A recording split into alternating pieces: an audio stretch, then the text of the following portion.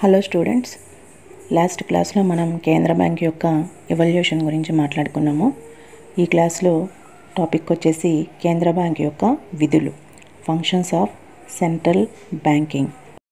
ప్రతి దేశంలో అన్ని ఆర్థిక సంస్థలకు నాయకత్వం వహించే ఒక అపెక్స్ సంస్థ ఉంటుంది. అదే దేశంలోని అన్ని వాణిజ్య బ్యాంకులు మరియు ఇతర ఆర్థిక సంస్థల యొక్క అన్ని చర్యలను పర్యవేక్షిస్తుంది, అలాగే కంట్రోల్ చేస్తుంది. సో అలా చేసే సంస్థనే ఆ దేశ కేంద్ర బ్యాంకుగా పిలుస్తారు. సో ఒక దేశానికి మరొక దేశానికి కేంద్ర బ్యాంకుల యొక్క సంస్థాగత ఏర్పాటు విధులు మరియు అధికారాలు మారుతూ ఉంటాయి. అన్ని దేశాలలో అన్ని కేంద్ర బ్యాంకులు ఒకేలా పనిచేస్తాయి అని మనం చెప్పుకోలేము. ఏ దేశానికి తగ్గట్టుగా ఆ దేశం యొక్క కేంద్ర బ్యాంకు దాని విధులు నిర్వర్తిస్తుంది. అయితే ఇందులో కొన్ని విధులు కామన్గా ఉంటాయి, కొన్ని విధులు డిఫరెంట్గా కూడా ఉండొచ్చు. అయితే యాజ్ పర్ డికాక్ కొన్ని కామన్ విధులు, అన్ని కేంద్ర బ్యాంకులకు ఉండే కొన్ని కామన్ విధులు ఏంటి, కొన్ని కామన్ ఫంక్షన్స్ ఏంటి అని మనం ఇక్కడ చూడొచ్చు. ఇవి ఎవరు చెప్పారంటే యాజ్ పర్ డికాక్ అండ్ కొంతమంది ఆర్థికవేత్తలు. సో అందులో ఫస్ట్ వన్ వచ్చేసి నోట్ల జారీలో మోనోపలి. కేంద్ర బ్యాంకుకు నోట్ల జారీ అనేది ఒక ప్రధానమైన విధి. మరి ఏ ఇతర బ్యాంకు కూడా నోట్లు అంటే ఇక్కడ మనీ అని అర్థం చేసుకోండి. ఆ మనీ నోట్లను జారీ చేసే రైట్ ఎవరికి కూడా లేదు, అంటే కేంద్ర బ్యాంకుకు తప్పించి ఏ ఇతర బ్యాంకుకి లేదు. సో నోట్ల జారీలో మోనోపలి అని ఎందుకు అంటున్నామంటే నోట్ల జారీలో అధికారం ఉన్న ఏకైక సంస్థ కేంద్ర బ్యాంకు. ఇప్పుడు ప్రతి దేశంలో కేంద్ర బ్యాంకుకు నోట్ల జారీ చేయడంలో సంపూర్తి హక్కు ఇవ్వబడింది. పురాతన కాలంలో లోహపు నాణేల కరెన్సీ జారీని అప్పటి పాలకులు ఒక ప్రత్యేక సదుపాయంగా ఉపయోగించుకునేవారు. అంతేకాకుండా వారి పాలనా పరిధిలోని భూభాగంలో ఈ నాణేల జారీ అనేది ఒక ప్రత్యేక హక్కుగా ఉండేవారు. చలామణిలో కాగితపు కరెన్సీ నోట్ల జారీతో ఈ నాణేలను రాజు యొక్క ముద్రగా ఉపయోగించేవారు. ఈ హక్కు అనేది రాష్ట్రంతో పాటు సంక్రమిస్తుంది. పేపర్ నోట్లను లోహ నాణేల స్థానంలో పంపిణీ చేశారు మరియు అపరిమిత చట్టపరమైన టెండర్గా ప్రకటించబడ్డాయి. అనగా అన్ని లావాదేవీల్లో చెల్లింపుల ద్వారా అంగీకరించబడిన చట్టపరమైన అధికారాన్ని పొందింది. సో క్రమంగా నోట్ల జారీ హక్కును దృష్టిలో ఉంచుకొని కరెన్సీని స్థిరమైన స్థితిలో ఉంచవలసిన అవసరాన్ని గుర్తించడం అనేది జరిగింది. రాష్ట్రం యొక్క ఆర్థిక అవసరాలను తీర్చేందుకు రాష్ట్రం కరెన్సీ నోట్లను ఎక్కువగా కూడా జారీ చేయవచ్చు. పర్యవసానంగా నోట్ల జారీ విధిని బ్యాంకులచే నిర్వహించబడుతుంది. ప్రస్తుతం ప్రపంచంలోని అన్ని దేశాలలో నోట్ల జారీ యొక్క గుత్తాధిపత్యం హక్కు కేంద్ర బ్యాంకుకు ఇవ్వబడినది. సో మన దేశంలో నోట్ల జారీ హక్కు ఉన్న ఏకైక బ్యాంక్ ఏంటంటే కేంద్ర బ్యాంకు అని మనం చెప్పగలుగుతాము. మరే ఇతర సంస్థకు కానీ మరే ఇతర బ్యాంకుకు కానీ నోట్లను జారీ చేసే హక్కు లేదు. అయితే ఇక్కడ ఒకటి గుర్తుపెట్టుకోండి, కేంద్ర బ్యాంకు అన్ని నోట్లను జారీ చేస్తుంది, ఒక్క ₹1 నోటు తప్ప. ₹1 జారీ చేసే హక్కు కేంద్ర బ్యాంకుకు లేదు. ₹1 కాకుండా ₹5 దగ్గర నుంచి ₹2 కానివ్వండి, ₹10 కానివ్వండి, ఇక ఎన్ని రకాల నోట్లు ఉన్నాయో అన్ని రకాల నోట్లను జారీ చేసే హక్కు మాత్రం కేంద్ర బ్యాంకుకు ఉంది. ₹1 నోట్ని జారీ చేసే రైట్ మాత్రం గవర్నమెంట్ ఆఫ్ ఇండియాకి మాత్రమే ఉంది. ₹1 నోటు తప్పించి మిగిలిన నోట్లను అన్నిటినీ జారీ చేసే హక్కు రిజర్వ్ బ్యాంక్ ఆఫ్ ఇండియాకి ఉంది. రెండవ ముఖ్యమైన ఫంక్షన్ వచ్చేసి ప్రభుత్వానికి బ్యాంకర్గా, ఫిస్కల్ ఏజెంట్గా మరియు ఆర్థిక సలహాదారుగా వ్యవహరించడం. కేంద్ర బ్యాంకులు ప్రతి చోట తమ ప్రభుత్వాలకు బ్యాంకర్లు, ఆర్థిక ఏజెంట్లు మరియు సలహాదారులుగా కూడా వ్యవహరిస్తాయి. ప్రభుత్వానికి బ్యాంకర్గా కేంద్ర బ్యాంకు కేంద్ర మరియు రాష్ట్ర ప్రభుత్వాల డిపాజిట్లను ఉంచుకుంటుంది మరియు ప్రభుత్వాల తరపున చెల్లింపులు చేస్తుంది. కానీ అది ప్రభుత్వ డిపాజిట్లపై వడ్డీ చెల్లించదు. ఇది ప్రభుత్వం తరపున విదేశీ కరెన్సీలను కొనుగోలు చేసి విక్రయిస్తుంది. సో కేంద్ర బ్యాంకు అనేది ఏర్పడిందే గవర్నమెంట్ యొక్క లావాదేవీలని చూసుకోవడానికి, అలాగే దేశంలో ఉన్న ఆర్థిక వ్యవస్థనంతా కంట్రోల్ చేయడానికి. సో అటువంటప్పుడు అందులో ముఖ్యమైన విధి దీనికి ఏంటి, ప్రభుత్వం తరపున విదేశీ కరెన్సీలను కొనుగోలు చేసి విక్రయించడం అన్నమాట. సో నెక్స్ట్ వన్ వచ్చేసి ద్రవ్య ఏజెంట్గా కేంద్ర బ్యాంకు 90 రోజుల కన్నా తక్కువ కాల వ్యవధిలో ప్రభుత్వానికి స్వల్పకాలిక రుణాలను కూడా అందజేస్తుంది. సో ఆర్బీఐ అనేది, ఈ సెంట్రల్ బ్యాంక్ అనేది గవర్నమెంట్కి 90 రోజుల వ్యవధిలో, చాలా తక్కువ వ్యవధిలో, అంటే 3 మంత్స్, ఈ 3 మంత్స్ వ్యవధిలో స్వల్పకాలిక రుణాలను గవర్నమెంట్కి అందజేస్తుంది.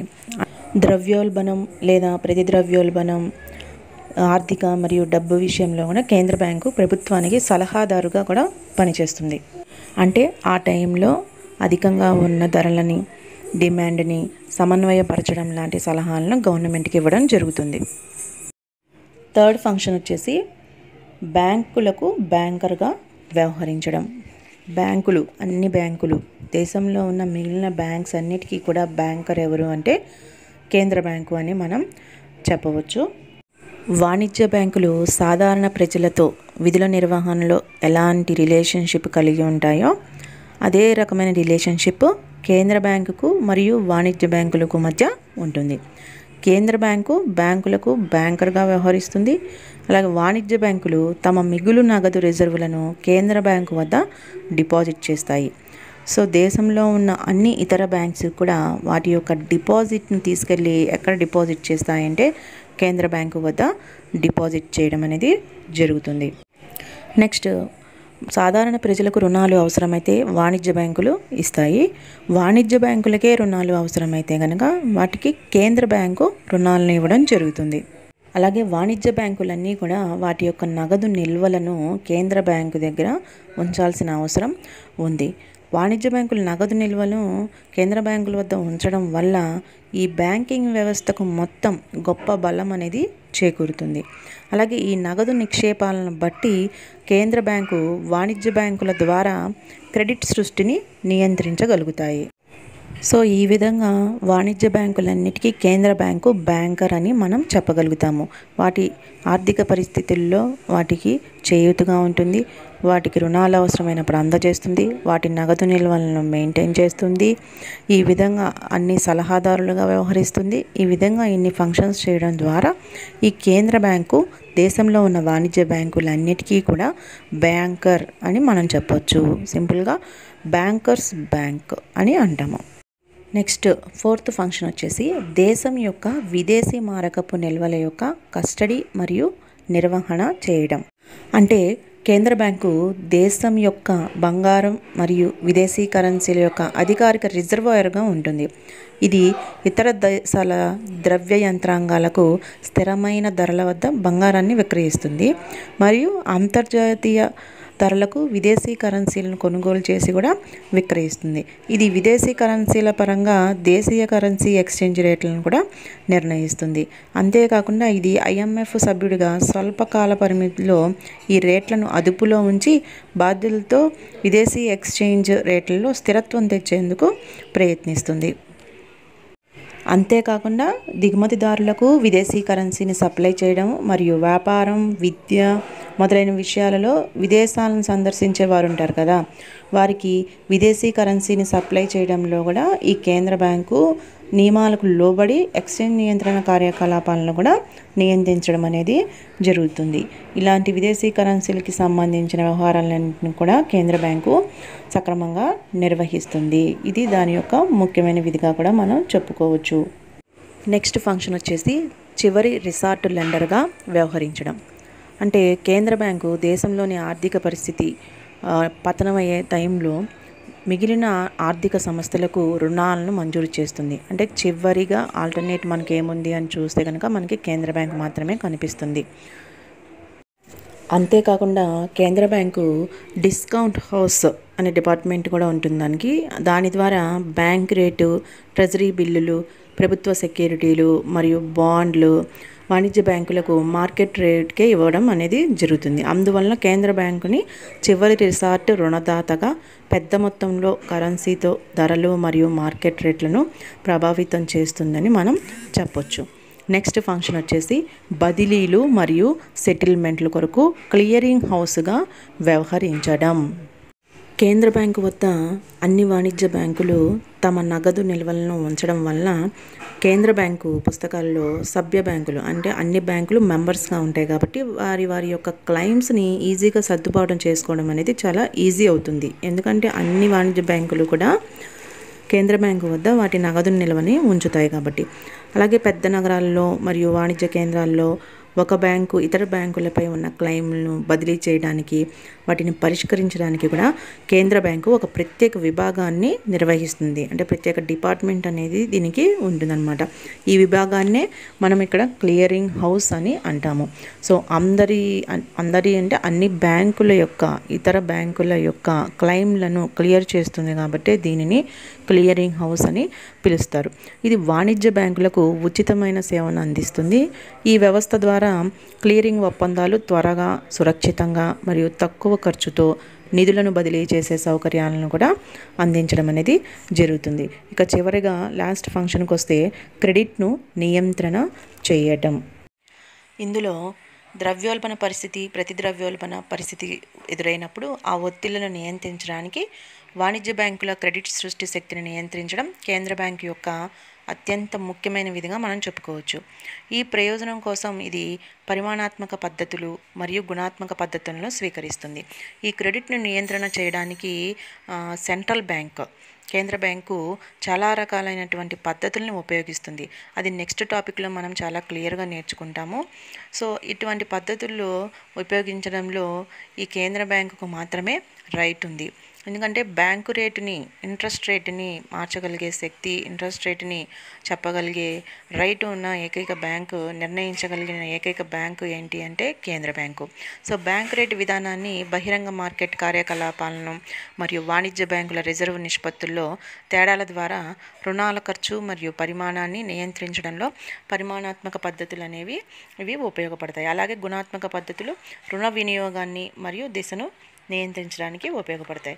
సో ఈ పద్ధతులన్నింటినీ ప్రయోగించేది కేవలం కేంద్ర బ్యాంకుకు మాత్రమే అధికారం ఉంది అని మనం చెప్పగలుగుతాం. సో ఇవన్నీ కూడా కేంద్ర బ్యాంకు యొక్క విధుల కిందకి వస్తాయి. Once again I repeat all functions again. So first function వచ్చేసి నోట్ల జారీలో మోనోపలి. మనీ నోట్లను జారీ చేయడంలో ఏకైక హక్కు ఉన్న బ్యాంకు ఏది అంటే కేంద్ర బ్యాంకు. నెక్స్ట్ ప్రభుత్వానికి బ్యాంకర్గా, ఆర్థిక సలహాదారుగా వ్యవహరించడం. అంటే ప్రభుత్వానికి గవర్నమెంట్ తరపున బ్యాంకర్గా బిహేవ్ చేస్తుంది. అట్లాగే గవర్నమెంట్కి ఆర్థిక అవసరాలలో ఆర్థిక సలహాదారుగా కూడా వ్యవహరిస్తుంది. నెక్స్ట్ బ్యాంకులకు బ్యాంకర్గా వ్యవహరించడం. దేశంలో ఉన్న ఇతర వాణిజ్య బ్యాంకులన్నిటికీ కూడా బ్యాంకర్గా వ్యవహరిస్తుంది. నెక్స్ట్ ఫోర్త్ ఫంక్షన్ వచ్చేసి దేశం యొక్క విదేశీ మారకపు నిల్వల యొక్క కస్టడీ మరియు నిర్వహణ. విదేశీ మారకపు ద్రవ్య నిల్వల్ని మెయింటైన్ చేయడంలో, విదేశీ కరెన్సీని మెయింటైన్ చేయడంలో దీనికి ప్రత్యేకమైన హక్కు ఇవ్వబడింది. నెక్స్ట్ చివరి రిజార్ట్ లెండర్గా వ్యవహరించడం. సో ఇక ఏది మనకి దిక్కులేని పరిస్థితుల్లో, ఎవరు లోన్ ఇవ్వరు అనే పరిస్థితుల్లో, ఆర్థికంగా పతనమయ్యే సమయంలో చివరి అవకాశంగా మనకి మిగిలి ఉన్నది ఏది అంటే కేంద్ర బ్యాంకు అని మనం చెప్పుకోవచ్చు. సో బదిలీలు మరియు సెటిల్మెంట్ కొరకు క్లియరింగ్ హౌస్గా వ్యవహరించడం.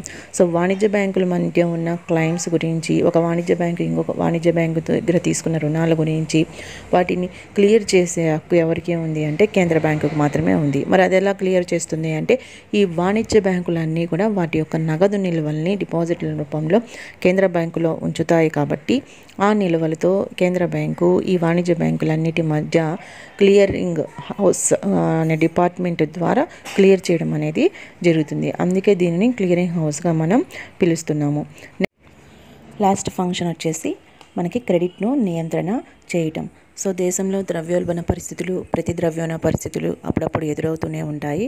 సో ఇటువంటి పరిస్థితుల్లో ధరలను పెంచడమా లేదా తగ్గించడమా, డిమాండ్ని పెంచడమా తగ్గించడమా అనే నిర్ణయాన్ని తీసుకునే అధికారం ఉన్న బ్యాంకు ఏది అంటే కేంద్ర బ్యాంకు.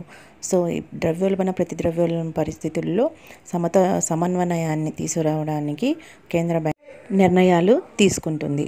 సో ఇది స్టూడెంట్స్, లాస్ట్ క్లాస్లో మనము సెంట్రల్ బ్యాంకింగ్ యొక్క ఇవల్యూషన్ గురించి తెలుసుకున్నాము. ఈ క్లాస్లో సెంట్రల్ బ్యాంక్ యొక్క విధులు గురించి, కేంద్ర బ్యాంక్ యొక్క విధులు గురించి క్లుప్తంగా తెలుసుకున్నాము. సో ఈ రెండు కూడా ఇంపార్టెంట్ క్వశ్చన్సే. నోట్స్ ప్రిపేర్ చేసుకోండి. నెక్స్ట్ క్లాస్లో నెక్స్ట్ టాపిక్తో కలుద్దాం. Thank you. Stay home, stay safe.